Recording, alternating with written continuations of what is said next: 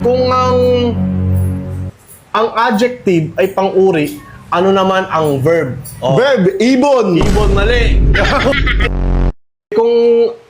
kung ang English ng cotton ay bulak, ano naman ang English ng bulaklak? Kotondon. Sablay, di ba? Diyan wala. Hindi nga. Kung 84. isip mo wala pa.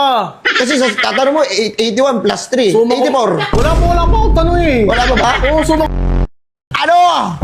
Ano sabi ng papa mo? Black sheep ako? Sir, wait Sabi lang. niya wala akong mararating. Puro lang ako bisyo. Kuya mo nga nakulong eh. Uy, grabe ka.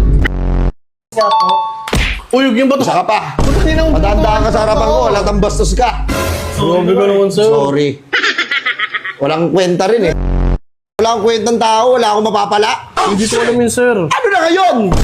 Ito nakapagtapos. Suman cum laude. Ang dami pang medal oh.